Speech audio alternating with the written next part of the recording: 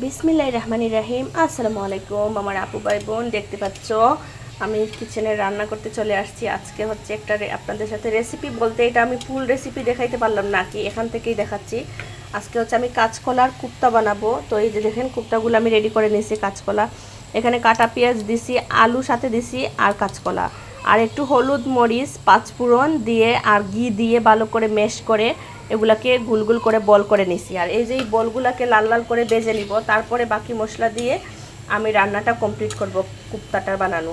তো আপনারা ফুল রেসিপিটা দেখবেন, আশা করি আপনাদের কাছে ভালো লাগবে। ভালো লাগলে ভিডিওটি শেয়ার করবেন, লাইক কমেন্ট করবেন, পাশে থাকবেন। তো দেখতে থাকেন, এগুলোকে বেজে নিয়ে আমি সবগুলা বেজে নিয়ে ফাইনাল রান্নাতে চলে যাচ্ছি। দেখতে পাচ্ছেন কাঁচকলাগুলোকে আমি এইরকম করে লাল লাল করে বেজে নিছি। পুরোপুরি সবগুলোকে বেজে নিয়ে রান্না শুরু করে দিব। দেখতে পাচ্ছেন এখানে আমি পেঁয়াজ রসুন বাটা দিয়ে দিছি, ভালো করে মশলাটাকে বুনা বুনা করে নিচ্ছি। এবার দিয়ে দিব এখানে সব মশলা আছে, সব মশলা দিয়ে দিচ্ছি।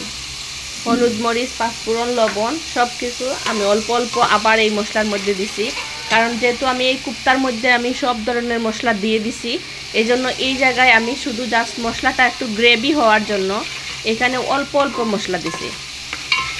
সব কিছু হাফ চামচ করে দিছি, মানে চায়ের চামচে হাফ চামচ করে দিছি সব মশলা। হলুদ মরিচ পাঁচফোড়ন আর স্বাদ মতো লবণ আর হালকা একটু দুই একটা চিনি দিছি, যেন কুপ্তায় একটু হালকা জাল মিষ্টি না হইলে ভালো লাগে না, একটু দিছি, দুই একটা দানা দিছি। তো আপনারাও ট্রাই করবেন, যে যেরকম খেতে পছন্দ করেন যে স্বাদ মতো সব কিছু দিবেন। এগুলোকে ভালো করে ভাজা ভাজা করে নিচ্ছি, তারপরে আমি কুপ্তাটা দিব। আমি এখানে টমেটো পেস্ট করা আছে, টমেটো পেস্ট আমি দিয়ে দিব। টমেটো পেস্ট দিয়ে দিলাম। এই যে এখন এগুলোকে ভালো করে কষিয়ে নিচ্ছি।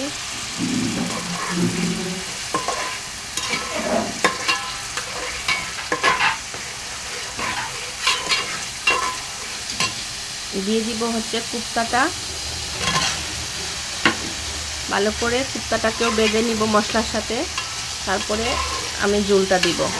বেশিক্ষণ নাড়াচাড়া করলে ভেঙে যেতে পারে, আমি বেশি নাড়াচাড়া করব না।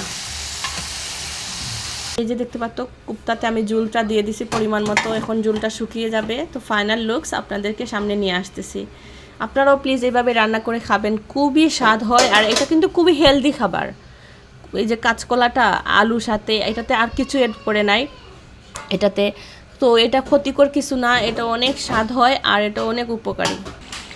আমার রান্নাটা কমপ্লিট হয়ে গেছে, চুলাটা বন্ধ করে দিছি। তো প্লিজ সবাই ভালো থাকবেন, একবার ট্রাই করবেন, ভালো থাকবেন। আসসালামু আলাইকুম।